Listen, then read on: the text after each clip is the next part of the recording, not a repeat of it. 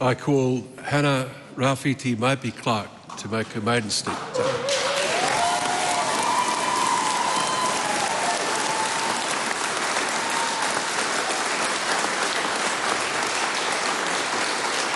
Tēnā rā koe e te pika, tēnā rā tātou e te whare. Ka ngau ki mō kau, ka ngau ki tamaki, ka ru te whenua, ka mate te marama, ka taka ngā whetu i te rangi, ka ara wai kato i te rua, au e ha,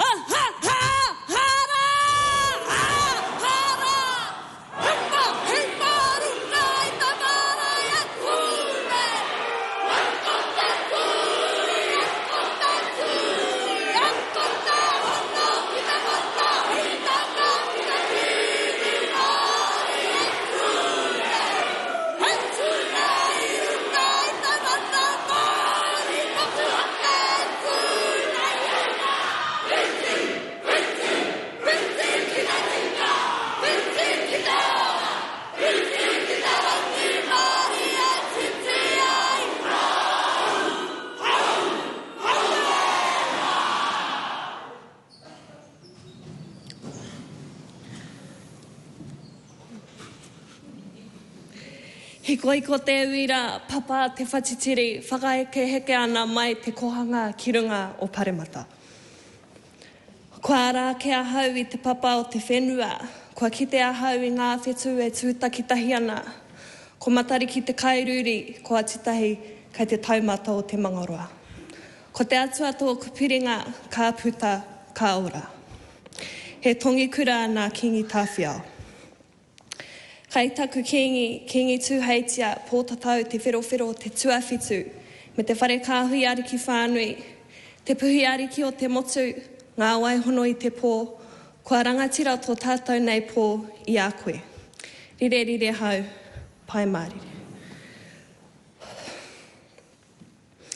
Ngā mate o te tau, o te marama, o te wiki, o te rānei, ngā rārangi kingi o te pō, hoki atu rā koutou ki te pare kawakawa o pare ārau. Ki te mana whenua o te atiawa, nei rā katuohu. He raukura no rongo waireri ao ki Taranaki. Over 1.2 million acres confiscated. He uri no whakaotirangi o Waikato. Over 1.2 million acres confiscated. He whakahekenga no āhua iti o ngā puhi. Over 200,000 land confiscated. He mangainga no hamo i te rangi o Ngaitahu. 34.5 million acres confiscated. Ka ora tonu tō rātou uri whakaheke. Ko mutu whenua te marama i te rangi nei, ko hine i te weka te whetu. Well, I was almost just going to say, we are here, let's get to mahi. But those flights down for our whānau were pretty expensive, and some of my cousins even missed Alan Stone concert tonight for this. No, this is better. Ironically, they say the stars align, but I think tonight is a little bit more than the stars aligning. The meteors will shower, the comet, 46P in a full circle moment, will shower tonight across Aotearoa. Last time this meteor showered was in 1972, when Te Petihana was brought to Paremata from our grandparents. Their mokopuna delivers their maiden speech 51 years later. I truly feel like I've already said my maiden speech outside the steps of Parliament last year for the 50th anniversary of Te Petihana, where my last statements of my speech, I quote, "I will leave the decision with you whether or not you jump on our waka or not, because with or without you, we will sail in both worlds. We've come so far, but we've got a long way to go. Let's see what we can do in the next 50 years. And my last question at the time was to Minister Grant Robertson, Aotearoa, te whare Paremata, are you ready?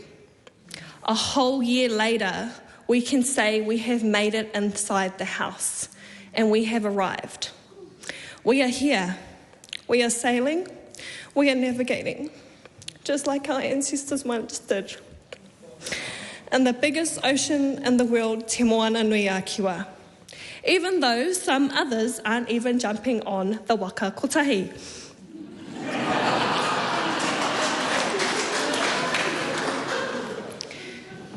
Ki te māreikura te wahine iho pū manawa, e nanaia mahuta. E kore e ea te kupu, e kore ngā whakamanawa e oti ki a koe. Nā haura I para tēnei huarahi, nā haura tēnei whare paremata I hamahama, nā haura I ringa raupa ki tō tāua nei iwi. Nei rā tō mokopuna e tuahu ana ki a koe. I was given some advice before making it into Parliament to not take anything personally or it'll eat you up. Well, Mr. Speaker, I can't help but take everything personally that has been said in this chamber. In only a couple of weeks, in only 14 days, this government has attacked my whole world from every corner.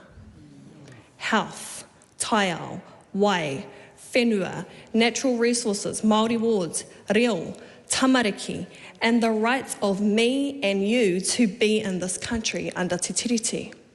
How can I not take anything personally when it feels like these policies were made about me?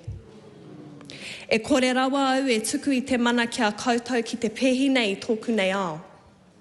Ka reo mōhio ki tētahi ao anō. I am not fearful of this place or this debating chamber. Trust me, I've been to marae AGMs all my life. I will not say which marae either. I dedicated my last speech outside of Parliament to my grandparents. I quote, "This is for my Nana Eileen that became in debt with a student loan to learn her reo she once lost.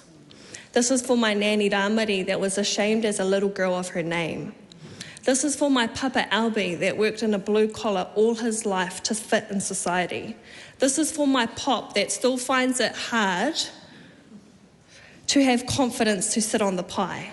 This is for my Nana Gail in her 70s that spends most nights studying her language and now messages me on Facebook and te reo every chance she gets.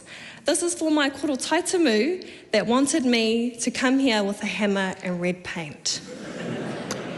However, this speech today, my maiden speech, is dedicated to all our children that join me from up above.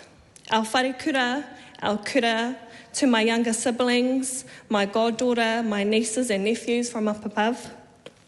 No matter what comes out of this government, I will make sure our kids hear us. Never fit in, you are perfect. You are the perfect fit. To our tamariki, your reo is whispering for you. To the tamariki Māori who have been sitting in the back of their classroom their whole life, whakamā, waiting generations longing to learn their native tongue. To the tamariki who haven't been to their pepeha yet, it is waiting for you with open arms. To our mokopuna, they can attack me, but I will not let them attack you. Our first words we spoke in this house was an oath to you.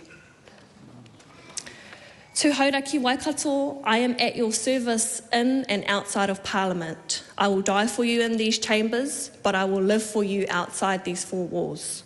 I will be a constant sponge, soaking up and listening to our kōrero tuku iho and the needs for our people, straight from the soil. Your job for me is to keep me in line and in check. The first thing Te Pāti Māori taught me is to believe in myself and to always keep grounded. We do not own these seats. We are kaitiaki for our people.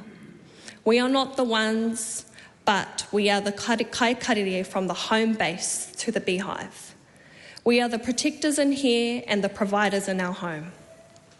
Ki ngā hoa piri o tēnei tauā o Te Pāti Māori, rāwari te kaiuringi e tū haka nei, whaia debi tō wairua no ngō tupuna a te whiti rawa ko te tohu, Whaia maria mino te wahine a ko reitu reipai, e hao nei tēnei waka no te hiku, takutai ka rongo I tō reo no rātana pā e tioru mai nei ki au. Tākuta tō whakapaukaha ki tēnei tira, meka tō wairua atawhai, koana te ngākau te kiti a koe. I am absolutely privileged to be by your side. At 21 years old, I can definitely say this was not the plan. I was perfectly fine growing my kumara and learning maramataka, but this house kept tampering with things they shouldn't be touching. And that's why I left the mara to come here.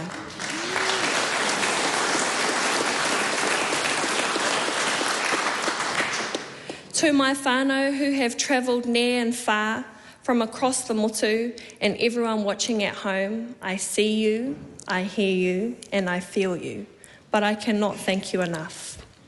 I know they won't like me saying this, but I want to thank all my grandparents, my parents. This is my mum's worst living nightmare, me being in here. And my dad watching on the TV going, go girl, get him. My teachers, our kura, our club, my cousins, my in-laws, my bestest friends, and my siblings for keeping me sane and grounded and telling me when I need a wardrobe check. My partner for your unwavering support and constant love. To every person that has gathered up top today, I rangona tō mātou haka, I rongo, I rangona, I whatitiri tēnei whare I tō tātou nei reo. To every person that is watching from home, to every person in this room up above, this isn't my moment, this is yours. Every time you hear my voice, it will echo of my ancestors. Every time you look me in the eyes, you will see the children that survived. Over the next 3 years, you will see history rewrite itself without a pen. See you at Tūranga Waiwai on the 20th. Nō reira, tēnā koutou, tēnā rā tātou, katoa.